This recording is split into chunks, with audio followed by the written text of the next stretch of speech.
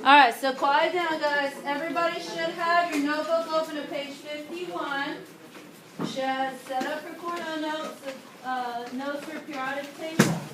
Our objective today is to learn the periodic table and how it's organized. In the last 2 days, we have gone through and done some activities to look at some patterns.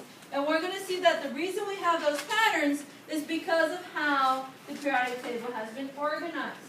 Which means that by the end of this period, you should be able to answer the question, what are the similarities and differences between groups and periods?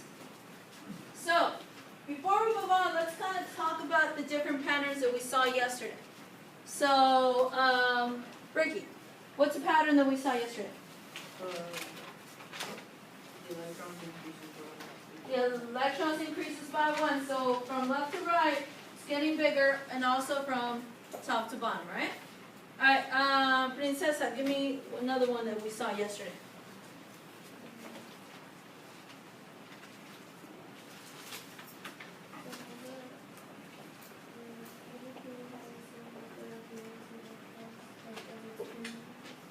The period number is equal to what?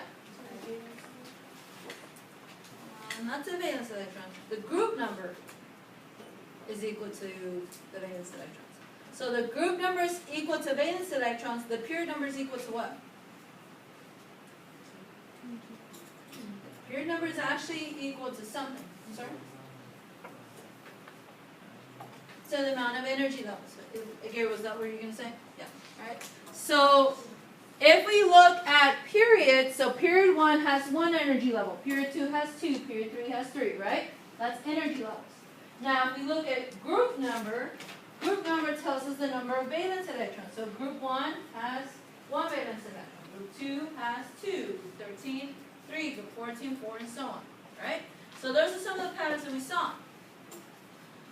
So basically, the periodic table is really organized by looking at those patterns, in repeating patterns. That is why it's called the periodic table of the elements. Because the word periodic comes from the word periodicity. That's on your blog this week. And if you read it, it says that periodicity, referring to chemistry, really talks about a repeating pattern, something that occurs over and over and over again. That's one of the things that periodic means. For example, not that a lot of people buy the newspapers anymore, but newspapers are called periodicals. The reason they're called periodicals is because they come to your house every day or every Sunday. Okay? Magazines are considered periodicals. Why? Because you get a magazine every month. Alright? So anything that occurs in a pattern tends to be called periodic or period. And guys, sorry to say this, and girls, you know where I'm going to. That's why girls have periods. That's why they call it a period, because it happens every 28 days. That's why it's called a period. There's a reason to it. Okay? And the guys are like, oh, I didn't want to hear that. No, but I mean, if you think about it, anytime you come into contact, remember we talked about science words and looking at prefixes and suffixes? In science, when we're talking about something that's periodic, or period, or periodicity, we're basically talking something that occurs over and over again, that has a set pattern. Okay? So the periodic table of elements is called periodic because it has patterns. And the reason it has patterns is just because that's how it was organized. A guy named Mendeleev, yes, you need to know his name, in 1869, took the elements that had been discovered by that moment in time, and he put them into rows and columns by looking at similar properties. And that's why the elements within a group, a column, are elements that have very similar properties. And the reason they have similar properties is because they have the same number of valence electrons. So, since every element in group 1 has 1 valence electron, they act almost exactly the same.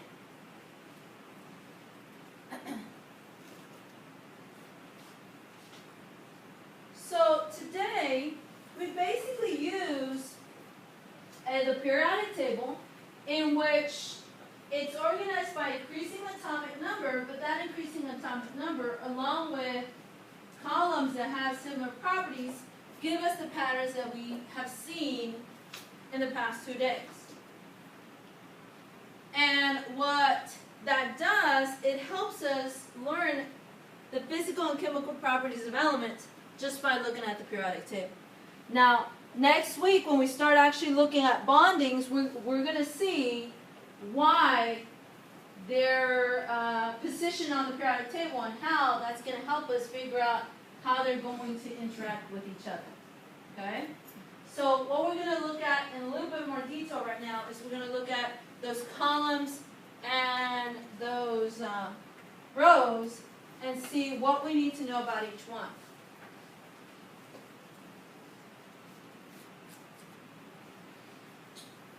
And we're going to be talking about metals, metalloids, and nonmetals, but we're going to talk about those on Monday. So let's start off by looking at periods.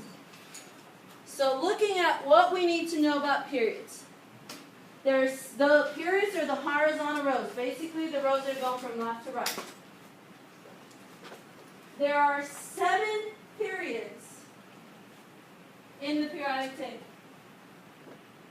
And one of the patterns that we saw is that the energy levels of an atom tell you how many periods, tell you what period that element is.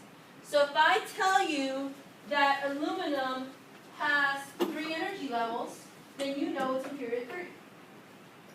If I tell you that bromine has 4 energy levels, you know it's in period 4. And then vice versa.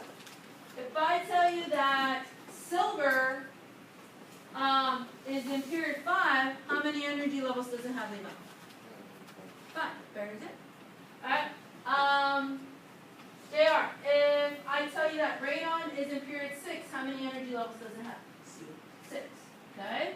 Abby, if I tell you that sodium is in period 3, how many energy levels does it have? 3. Very good. So that's one pattern that's going to be very easy for you to look at in finding and identifying elements.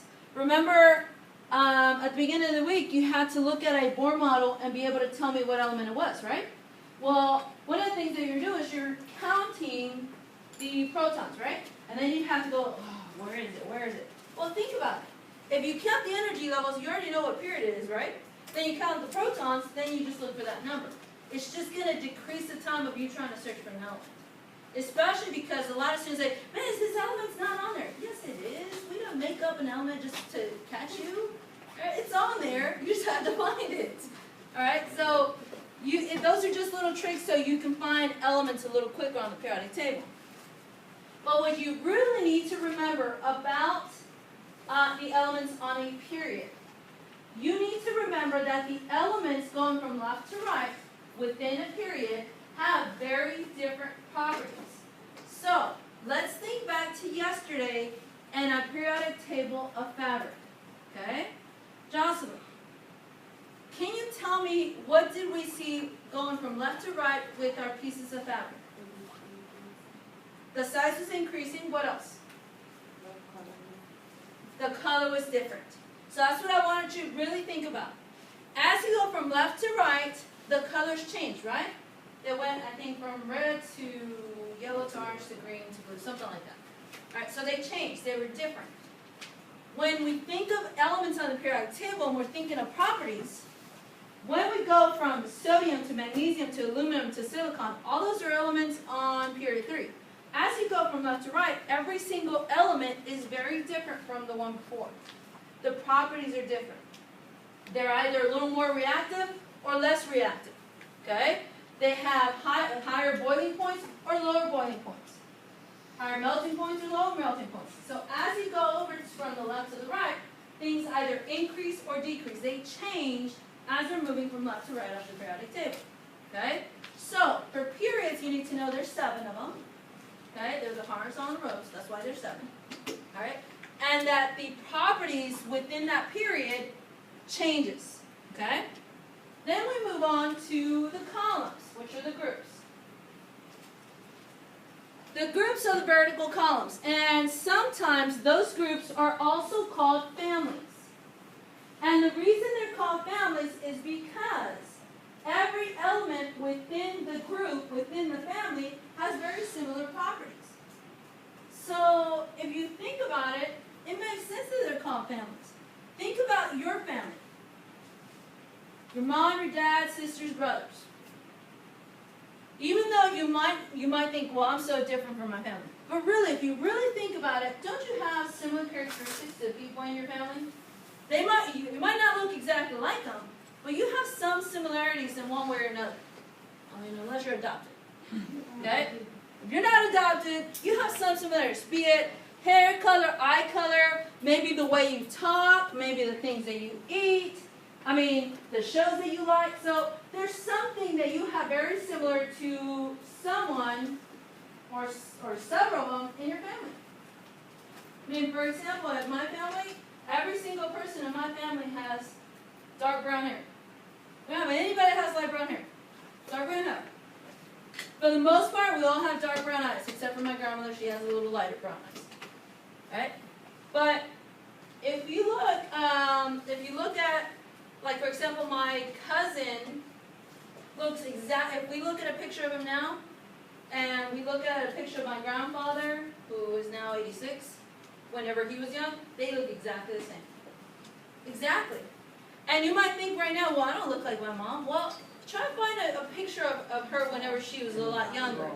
Then you might see the similarity. Maybe you won't, but sometimes that's what it takes, is where you see your mother, your father, at a young age, at 13, 14, which is what you are now, and you're going to see some similarities because, I mean, it's just genetics.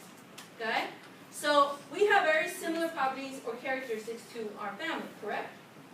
That's why groups are sometimes called families, because within a group, all the elements have similar properties, and there's 18 of those. So, for groups, we need to remember there's 18 groups, okay?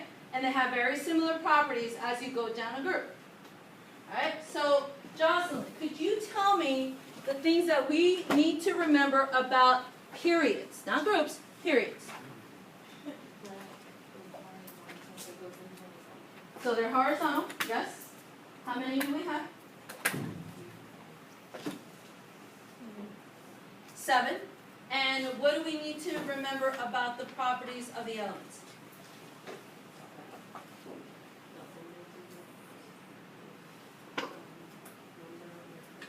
Okay, so the energy levels do equal the number of the period, but what do we need to remember about the properties of the elements? The last thing I talked about with the periods. So the properties and behaviors of elements are they the same or are they different? They're different. Very good. So for periods, remember, your horizontal rows, we have 7 periods, okay? And the properties and behaviors of elements within the period are different. Okay, Jerry, could you tell me once again what we need to remember from periods? That they are horizontal and the amount of energy levels that are on the atom is which period it would be on. Okay. What do we need to remember about the properties? Are they different or are they the same? They're different. Okay. And how many do we have? 3. How many periods are there on the periodic table? 7. 7. Okay. All right. Andrew, can you tell me about periods? I go from left to right. Okay.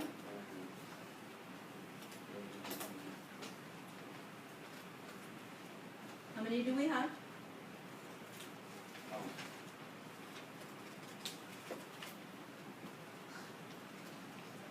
You can look on the periodic table. How many periods? Okay. And then what do we know about the properties of the elements within a period? Are they the same or are they different?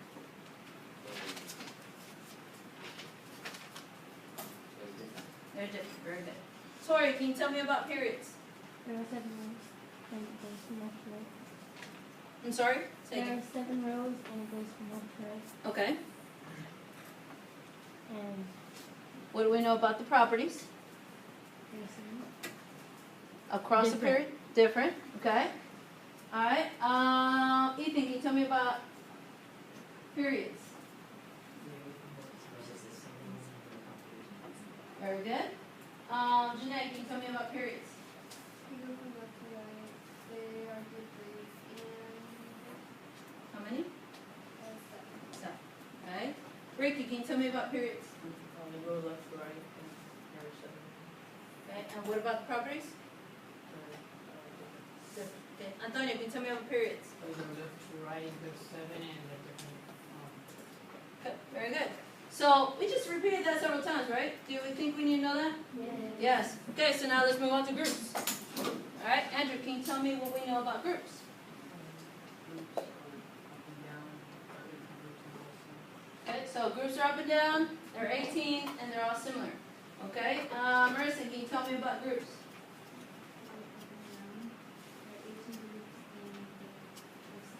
Okay, very good. Leslie Moreno, can you tell me about groups? Okay, very good. Brian, can you tell me about groups? They're up and down and they're not the same. Okay, and how many? Just seven. Groups, not periods. Oh, they have this. Yeah, but how many of them? How many do we have? In which group? How many groups do we have? Not elements. How many groups do we have? 18. 18. Very good. All right, Jackie, can you tell me about groups? They go up and down. They're also known as families. They have similar properties and there's 18 groups. Okay, very good. So we just repeated groups several times. Do we think we need to know that? Yes. All right. So make sure that you know those major points on periods and groups. Okay? Now, that is the end of the notes, but let me just discuss what we need to do with these notes. Remember, it is your responsibility to go back to these notes to study, right? Which means that tonight you really should go back and highlight important information. Okay?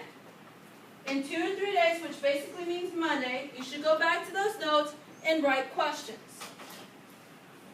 And then, if you didn't have a test on Thursday, you would on Friday go back and write questions. But you have a test over this on Thursday. So you probably want to go back and write some questions, try to answer the questions on Wednesday, right?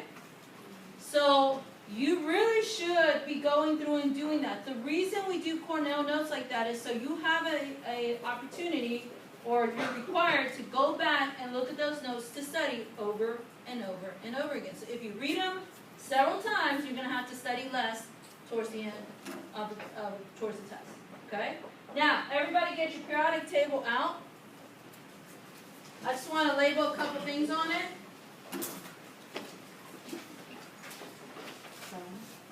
It's the one you colored, or you're supposed to color.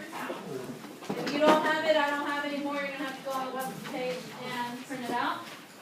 So I want you to write groups going down, periods going across, families going down, friends going across. So that's what you're labeling in there. Groups down, periods across, families down, friends across. So groups are to families as periods are to friends. Who thinks they can explain that analogy? Groups are to families as periods are to friends. Who thinks they can explain that analogy? Or who thinks they can explain why I wrote or am saying this? Groups are to families as periods are to friends. Levi. Because groups, they have similar properties, their periods and their properties. Because aren't you or probably much more similar to your family than to your friends? Think about it. Really think about it. In your family, if you're blood family, would you be a completely different race?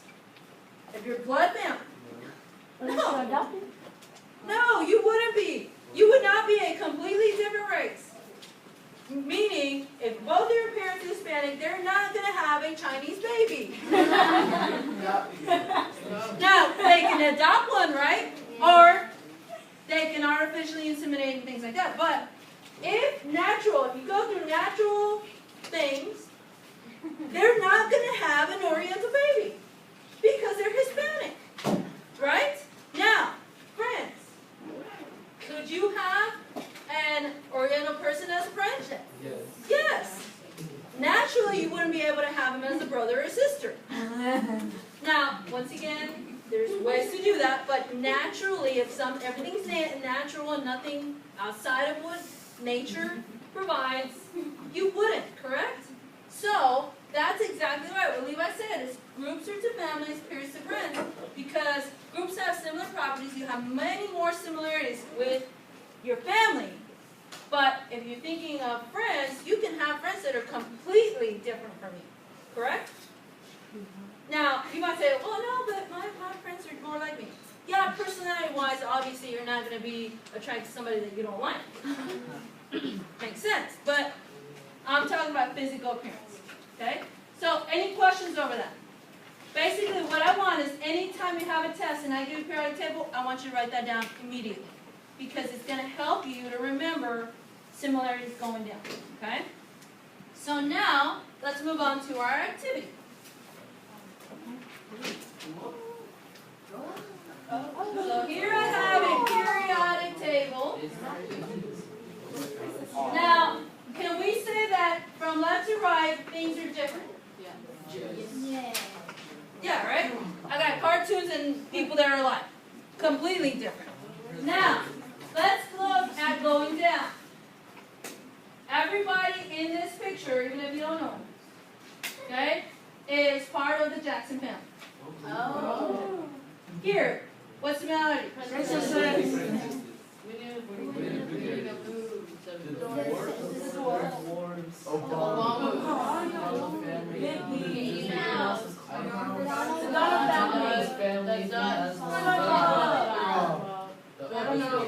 The Osborns. Those are the Bushes. What? George Bush. Just to add something, you should put like an actual bush. All right. So, if you see basically what that is, right? It's a periodic table of just a variety of characters, correct?